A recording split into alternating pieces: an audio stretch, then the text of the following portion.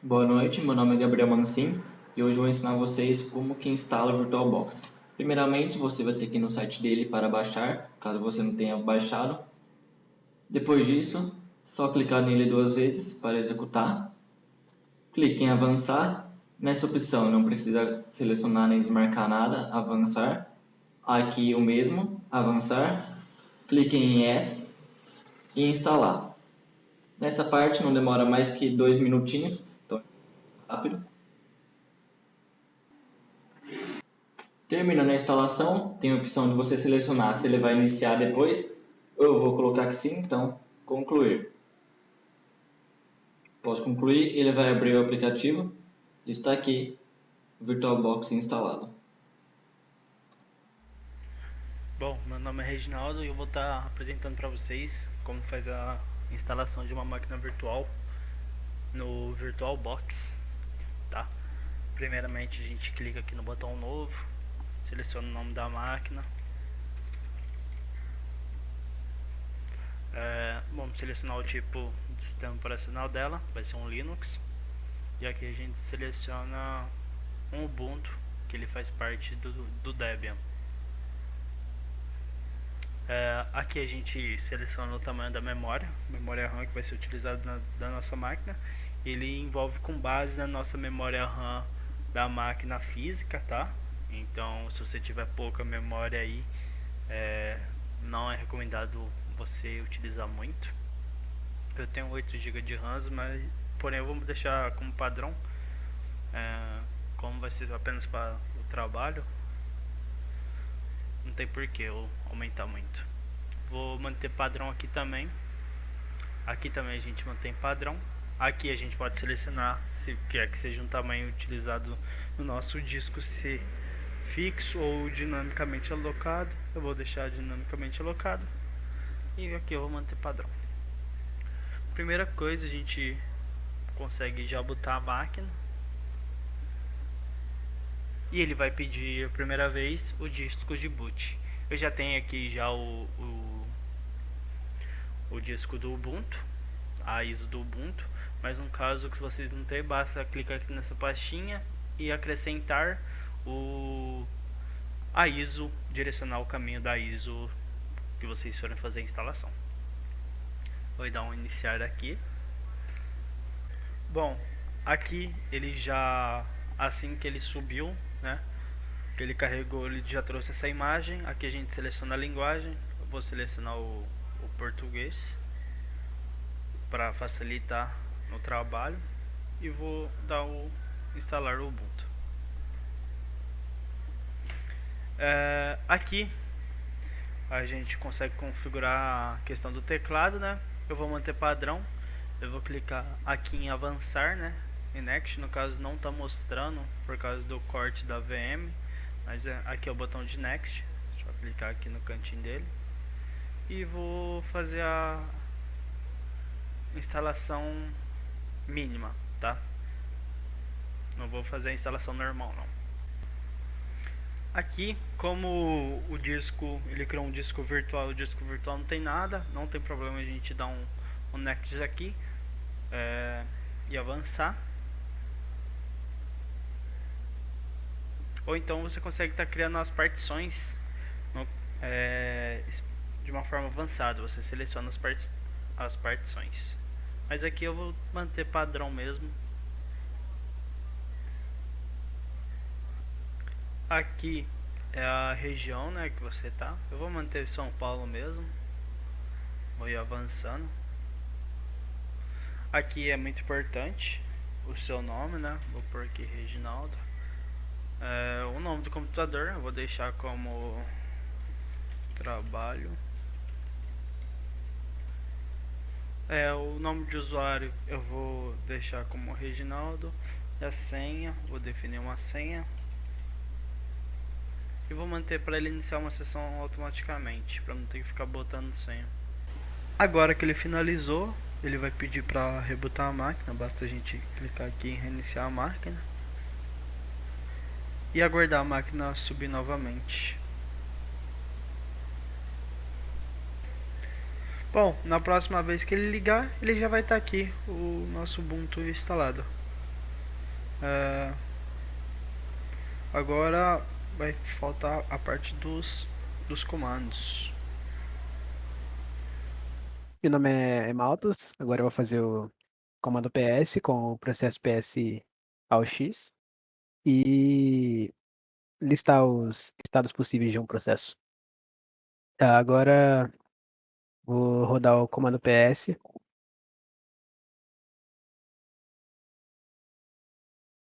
depois comando de processo PS ao X.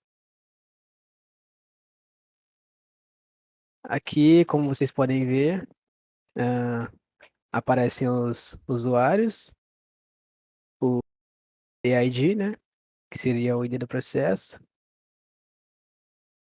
ah, CPU, memória, VSZ, VSZ é a quantidade de memória virtual, RSS, né, indica a qualidade de bytes, e TTY, que é o terminal em que você está conectado. O status, o tempo e alguns comandos ali. Por fim, os estados possíveis de um processo seriam dormido, né, sem chance de interrupções, rodando, parado por um sinal de controle de trabalho, um estado que encontra-se por um depurador durante um rastreamento, morto ou zumbi. Oi, meu nome é Kenner e eu vou estar apresentando aqui o comando PS3 e o comando top. Não, além do comando PS, a gente tem algumas outras formas de representar os dados no terminal. Um exemplo dele é o comando PS3, que ele mostra os processos de forma hierárquica, mostrando como se fosse uma árvore, digamos assim, onde o processo pai fica representado à esquerda e à sua direita mostra cada um dos processos que ele originou e que ele chamou. Uma forma de ver isso na prática é abrindo aqui o Firefox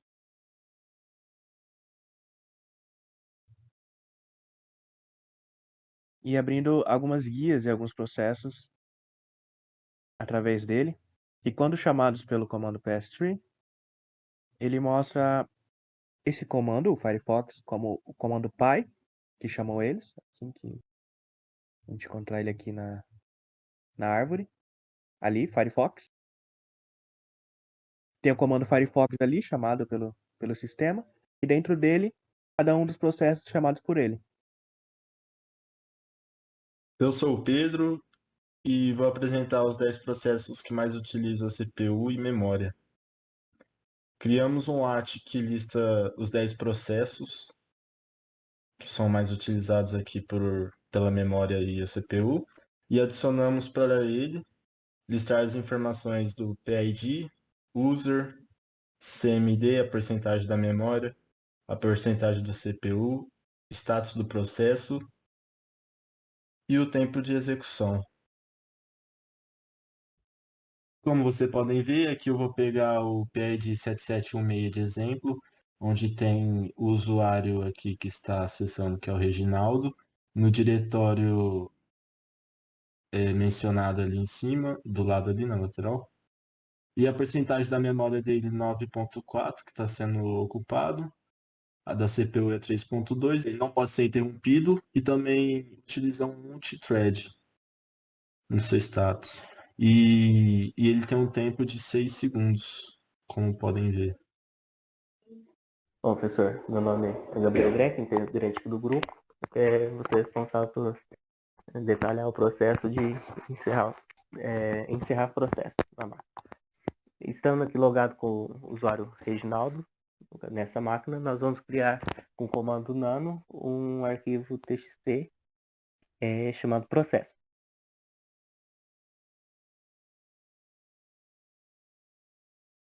Certo? Vamos colocar qualquer caractere aqui dentro. Trocando de usuário agora para o usuário teste, nós vamos, através do terminal de lá, encerrar esse processo. Teste 1, no caso, usuário, perdão.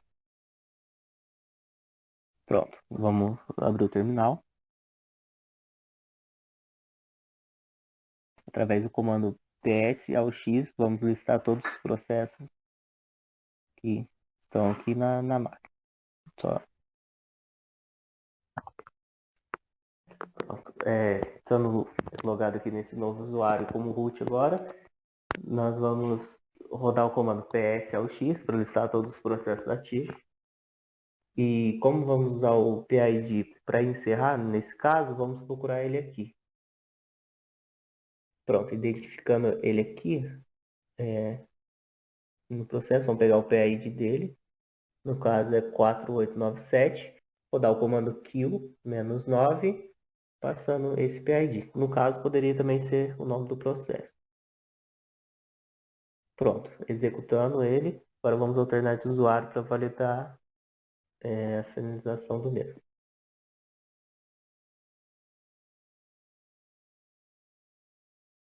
E pronto, voltando aqui, processo encerrado. E além disso, desses outros comandos já mostrados aqui, uma outra forma de acompanhar os processos do sistema e ter essas informações é através do comando top. Conforme ele é executado no terminal, ele mostra uma representação de todos os processos e das informações do computador no momento. A principal diferença dele do comando ps e dos demais é que ele mostra uma representação em tempo real do que está acontecendo no momento, e ele é atualizado. E através dele a gente tem as informações, quase as mesmas mostradas antes, mas como mostrado aqui, a gente tem o PID, que mostra o ID do processo, o usuário que chamou esse processo, PR, que mostra a prioridade, assim como o NI, que ambos eles mostram valores relacionados à prioridade desse processo, Virt, que mostra a memória virtual que esse processo aloca, o Res, que mostra o tamanho da memória usada, existente na memória física, o SHR, que mostra o share, que é essa memória compartilhada por esse processo.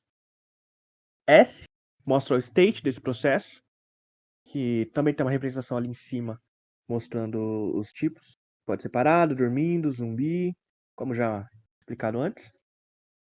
E depois disso, nós temos a porcentagem de CPU que esse processo usa e a porcentagem de memória, assim como também o tempo de execução e o comando que originou.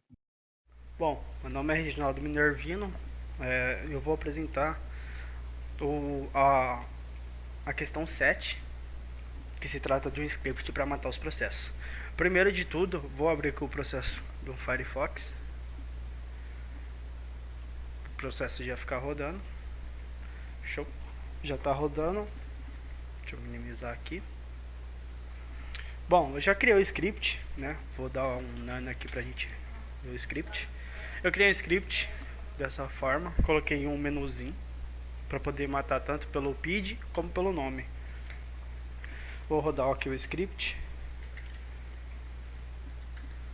Aqui a gente consegue ver os processos. Apertar M, ele traz todos os processos. Vamos ver o processo do Firefox.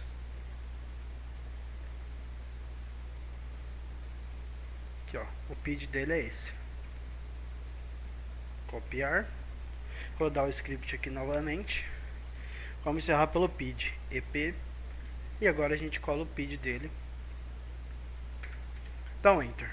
O Firefox aqui já fechou. Beleza, agora eu vou abrir ele novamente. Enquanto isso já vou rodando o script.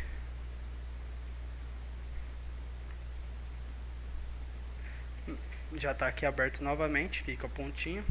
Vamos encerrar dessa vez pelo nome. Firefox. Pronto, ele já fechou aqui, ó. Bom, pessoal, é isso.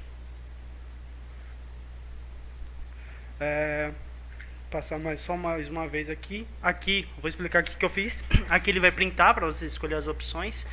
E aí, se a opção for M, ele vai mostrar os processos. Se a opção selecionada for EP, ele vai encerrar os processos pelo PID.